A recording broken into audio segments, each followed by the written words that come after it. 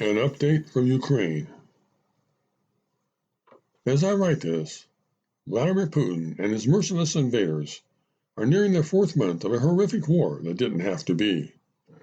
And against all odds, the heroic Ukrainian military is more than holding its own, forcing the Russians to give up their cherished goal of conquering all of Ukraine and replacing this democratically elected government with one much more to their liking.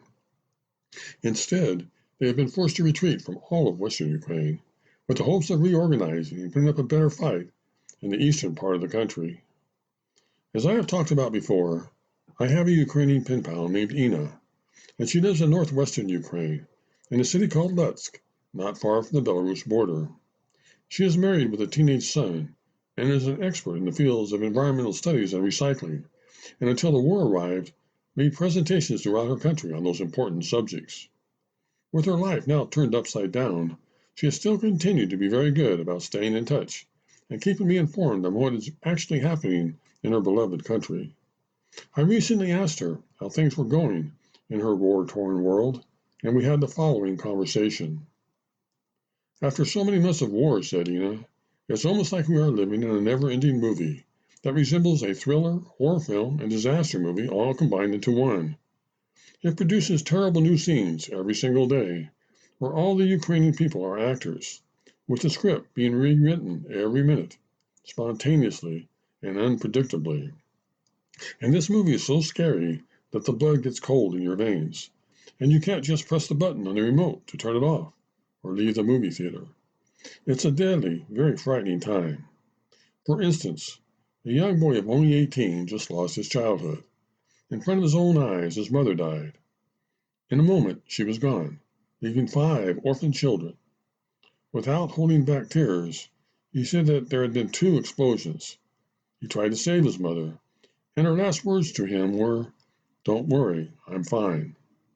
The next day, he gathered up his 2 sisters and 2 brothers and took them by evacuation train to a safer region, where he collected documents and arranged guardianship so that they would not all end up in an orphanage.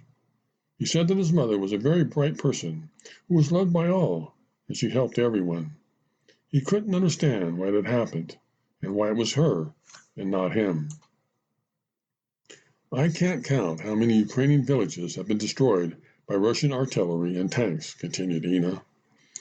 By the side of the road, near her ruined house, Grandma Maria was sitting, with her crutches nearby, her wounded feet having been sewed up and bandaged. Do you see this? She asked, looking all around. There are no houses left. Damn Putin did that.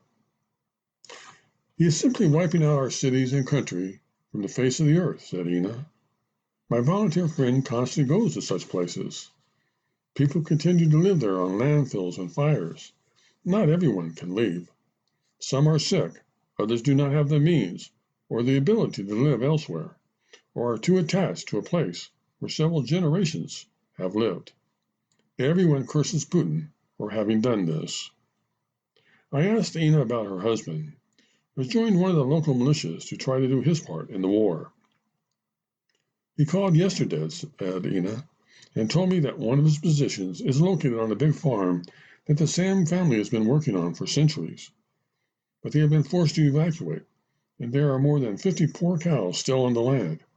He said that they needed to be fed, watered, and milked, but now there was no one to do it. When the Russian occupiers came, they killed the father and wounded the son. I have never heard my husband so angry. He called the Russians bastards and said that everywhere the Russians go, death, grief, and destruction comes with them. It's an evil that must be destroyed.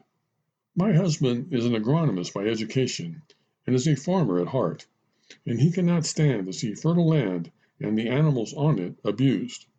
So he released the cows to let them graze and look for water, knowing that if they were left behind the fencing, they would be doomed to die. So much suffering and death, all because one crazy Russian wants to be Peter the Great. Finally, I asked Ina if she was personally scared. Yes, she replied, I'm very scared. I feel fear and mental pain, but at the same time, great strength and the desire to help. We are fighting. We have already won in our hearts. We appreciate the help provided. We thank the Allies, and we beg the whole world to keep helping us. Give us the weapons we need, and our brave warriors will do the rest. Putin's threat to the world must be stopped. I take off my hat in front of the United States. The American people have already entered the history of Ukraine, the history of a new era, and it will be an impetus for change, new achievements, new victories, and peace in the world.